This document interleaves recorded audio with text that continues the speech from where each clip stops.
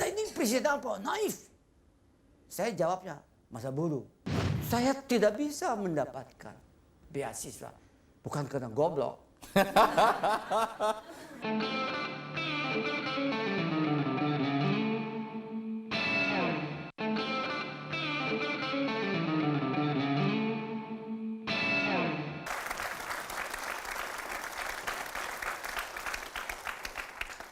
Pak Bibi, di dalam buku ini Anda juga mengungkapkan satu hal yang relatif sensitif, yaitu ketika ada sebuah gerakan tentara dan diduga kuat adalah dari Kostrad, kemudian Pangap, waktu itu Pak Wiranto melaporkan kepada Anda bahwa ada gerakan tentara dari Kostrad ke istana dan juga ke kawasan Kuningan di rumah Anda. Dan rumors yang muncul waktu itu adalah gerakan kudeta yang dipimpin atau dikomandani oleh Prabowo Subianto sebagai Pangkostrat. Anda mendapatkan laporan itu dari Pangap. Reaksi Anda waktu itu bagaimana? Reaksi saya adalah saya memberikan petunjuk kepada Pangap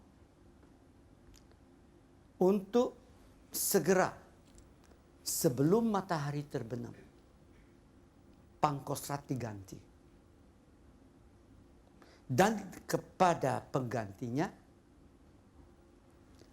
ditugaskan untuk segera mengembalikan semua pasukan-pasukan Kostrad ke tempatnya masing-masing. Di buku ini Anda perang batin. Anda menduga-duga apakah laporan ini benar atau tidak. Kemudian Anda berkesimpulan, ya benar, ada upaya kudeta. Bagaimana Anda bisa secepat itu memastikan bahwa memang laporan itu benar? Pertama, saya tidak berasumsi adanya kudeta. Tapi Saya berasumsi bahwa adanya gerakan yang tidak sesuai dengan struktural.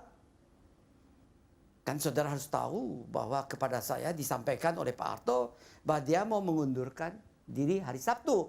Padahal dipercepat. Saya lagi rapat dengan sidang ad hoc paripurna bagian ekonomi dan 4 Mengko di Kuningan. Nah, Pak Wiranto datang mau bertemu dengan saya. Saya tidak mau diganggu karena saya konsentrasi memikirkan keadaan dan saya membuat catatan-catatan apa yang harus dilaksanakan ada dalam buku itu. Nah sekarang, keesokan harinya waktu saya terima Pak Wiranto, Pak Wiranto itu mendapat petunjuk dari saya. Segera diperhatikan bahwa tidak ada yang boleh bertemu dengan saya tanpa koordinasi dengan Anda. Memang waktu karena Pak Prabowo itu mungkin ya dekatlah dengan presiden. Jadi dia normal saja masuk ke presiden. Kata bapaknya kan, bapak mertuanya normal saja, wajar, tidak bisa disalahkan. Nah, tetapi makin lama makin naik, makin lama tentunya ya tidak sesuai lagi dengan sumpah prajurit. Itu saya harus koreksi. ya. Koreksi itu ada petunjuk. Nah, sekarang yang penting adalah Pak Wiranto itu waktu datang bertemu dengan saya. Pagi-pagi, dia belum melaporkan, dia bilang, Pak, saya mau laporkan sama Bapak, saya mendapat kepres. Mengapa? Kalau keadaannya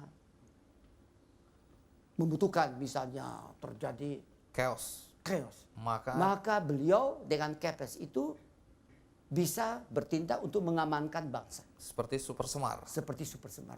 Terus Anda bilang apa? Saya bilang, pertama,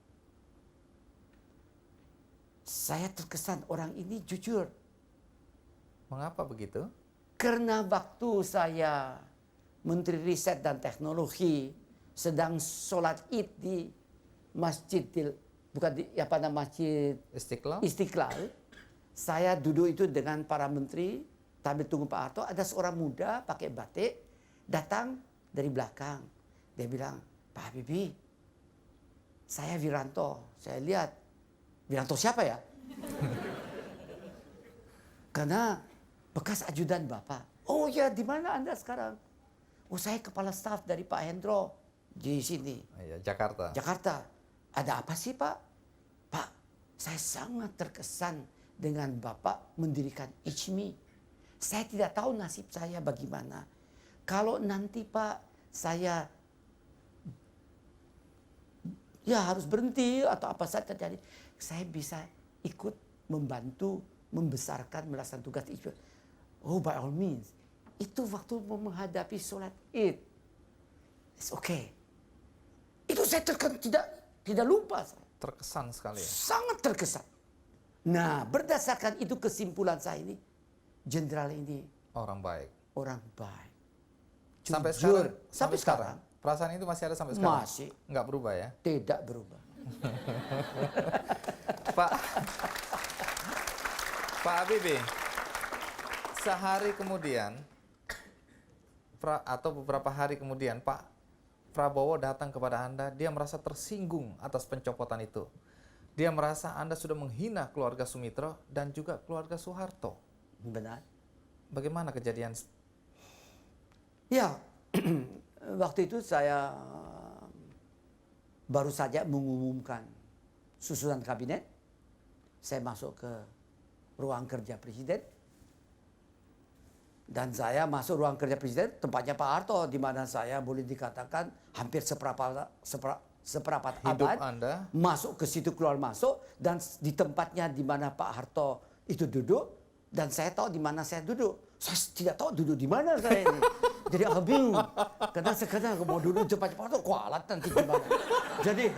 Jadi saya mikir 2 kali sampai protokol. Pak, silakan duduk. Suruh saya bismillahirrahmanirrahim. Saya duduk. Ya, so what? Saya kan manusia biasa. Terus tiba-tiba datang protokol. Mengatakan, Pak, Pangkostrat mau bertemu dengan Bapak. Saya bisa mengatakan tidak mau. Tapi tidak saya laksanakan. Alasannya juga dengan perasaan. Alasannya pertama, ayah kandung dari Prabowo adalah idola saya. Sejak saya di SMA. Pak Sumitro. Dan saya tahu bahwa keluarga itu sangat intelektual. Dan kedua, Prabowo itu dekat dengan saya idolanya Prabowo. Jadi di dalam hal itu, saya terus berpikiran, ya saya tidak konsekuen ini. Karena menerima tidak ada permintaan, persetujuan dari anu. Tapi saya memberanikan diri untuk mengambil karena alasan tadi itu, plus alasan mungkin ada titipan dari ayah mertuanya. Yang saya mau bertemu tidak bisa bertemu. Begitu kan? Ya. Jadi, saya oke dah, atur saja. Prabowo mengatakan sama saya waktu itu, karena dia bebas dengan saya kan. Bisa baca situ, tapi dia bilang, Anda ini presiden apa? Naif. Saya jawabnya, masa bodoh. Yang penting saya presidennya, saya menentukan. Finish. Dan bagi saya tahu banyak yang mengatakan, Habibie kan tukang aja belum bisa buat kapal terbang. Lihat tadi mejanya penuh dengan kapal terbang. Teknologi. Yang lain dia nggak ngerti itu. Nah, itu bagi saya mungkin keuntungan. Pak Habibie. Jadi tidak saya merasa dihina. Tidak. Wah, untung dong. Jelajahi cara baru mendapatkan informasi. Download Metro TV Extend sekarang.